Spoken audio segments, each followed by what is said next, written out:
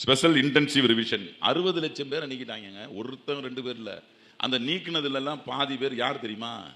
நம்ம மட்டும் இல்லை, இஸ்லாமியர்கள், எஸ்சி, தலித் மக்கள், பழங்குடி மக்கள், இவங்களெல்லாம் நீக்கிட்டு மற்றவங்களெல்லாம் வச்சு அவன் ஜெயிக்கணும்னு பார்க்குறான். நம் மக்கள் அரசியல் விழிப்புணர்வு ஏற்படணுங்கிறதுக்காண்டி தான் இந்த மாதிரிலாம் நம்ம நாட்டில் நடந்துகிட்டு இருக்கு.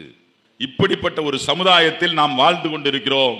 நமக்கு பாதுகாப்பு இல்லை. நமக்கெல்லாம் வயசாச்சு, இன்னும் ஒரு 10 வருஷம் 20 வருஷம் இருப்போம், போயிடுவோம்.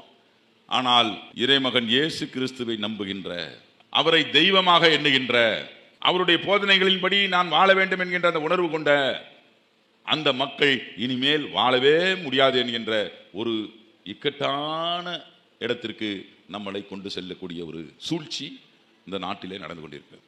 தயவு செய்து மறந்து விட வேண்டாம். சிறிய கூட்டம் தான் நம்ம. ஆனால் தமிழ்நாட்டில் எவ்வளோ பெர்சன்டேஜ் இருக்கும்? 14% இருக்கும். சாதாரணமாக இல்லை. எந்த வடிவத்தில் வந்தாலும், எப்படி யாரை கூட்டிட்டு வந்தாலும், எல்லாரும் ரசிக்கக்கூடியவர்களை எல்லாம் கூட்டிட்டு வந்தாலும், எந்த சூழ்நிலை வந்தாலும் பாரதிய ஜனதா கட்சியை உள்ளே நாம் விடக்கூடாது. எந்த சூழ்நிலையிலும் தாமரை இந்த மண்ணிலே மலர்ந்து விடக்கூடாது.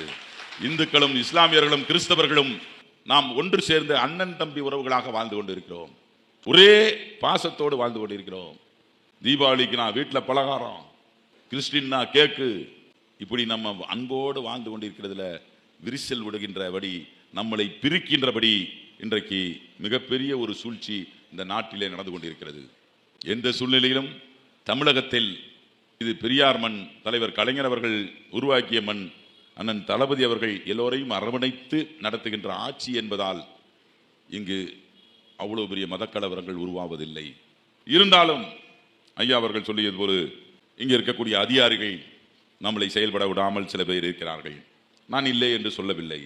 ஆனால் அதையும் மீறி பல செயல்பாடுகளை உருவாக்க வேண்டும் என்கின்ற உணர்வோடு தான் பணியாற்றி கொண்டிருக்கிறோம். அதற்காக ஒரு சூழ்நிலைக்காக நாம் தேவையில்லாத பிரச்சனையை நாம் வந்துவிடக்கூடாது. மிகப்பெரிய ஒரு ஆபத்தை எப்படியாவது தமிழகத்தை அபகரிக்க வேண்டும். இங்கேயும் கலவரங்களை உருவாக்க வேண்டும். இங்கேயும் மத கலவரங்களை உருவாக்கினால்தான் நாம் இந்த தமிழகத்தை ஆட்சி செய்ய முடியும் என்ற மிகப்பெரிய ஒரு திட்டங்களோடு இந்த பாரதிய ஜனதா பல்வேறு சூழ்ச்சிகளோடு இந்த மண்ணிற்கு வந்திருக்கிறார்கள். இங்கே இருக்கக்கூடிய கட்சிகளான பல்வேறு கட்சிகளை கபலீகரம் செய்வதற்காக இங்கு வந்திருக்கிறார்கள்.